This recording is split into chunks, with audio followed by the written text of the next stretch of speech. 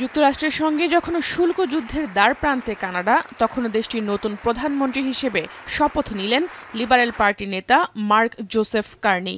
শুক্রবার রাত 9:30টার দিকে রাজধানী অটোয়ার রুডি হলে অনুষ্ঠিত হয় শপথ অনুষ্ঠান। অনেকটা ছিমছাম আয়োজনের মধ্য দিয়েই কানাডার 24তম প্রধানমন্ত্রী হিসেবে শপথ নিলেন 59 বছর বয়সী এই অর্থনীতিবিদ। ঐতিহ্য অনুযায়ী ইংরেজি ও ফ্রান্স উভয় ভাষাতেই শপথ নেন তিনি।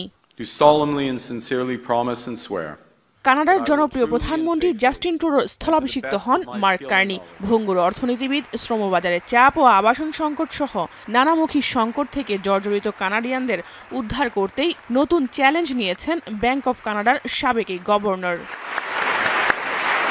মার্কিন শুল্ক নীতির কড়া সমালোচক নতুন প্রধানমন্ত্রী কার্নি প্রধানমন্ত্রিত্ব নিশ্চিতের দিনই ঘোষণা দেন শুল্ক যুদ্ধে মার্কিনদের হারিয়ে জয়ী হবেন কানাডিয়ানরা। এক্ষেত্রে যুক্তরাষ্ট্র শুল্ক প্রত্যাহার না করা পর্যন্ত ওয়াশিংটনের পণ্য আমদানিতে পারস্পরিক শুল্কারোপ অব্যাহত রাখার কথা জানান তিনি। দায়িত্ব নেয়ার পর প্রথম সংবাদ সম্মেলনে কানাডা কখনোই যুক্তরাষ্ট্রের অংশ হবে না বলে সাফ জানিয়ে দিয়েছেন কার্নি। কানাডা যুক্তরাষ্ট্রের 51তম অঙ্গরাজ্য হবে মার্কিন পররাষ্ট্রমন্ত্রী মার্কো রুবিওর দেয়া এমন বক্তব্যেরও কড়া সমালোচনা করেন তিনি।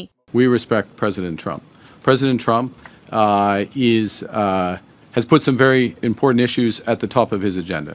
We understand his agenda. We understand the importance of addressing the scourge of fentanyl, which is a challenge here in Canada as well as the United States. We want him and his administration to understand the importance we put on Canadian workers and Canadian jobs.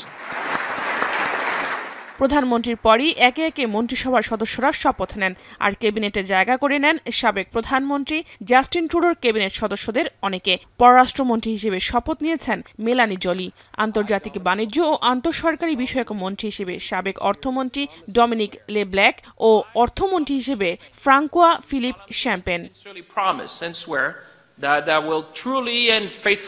Jahanara Bhuiyan, এখন বিশ্ব।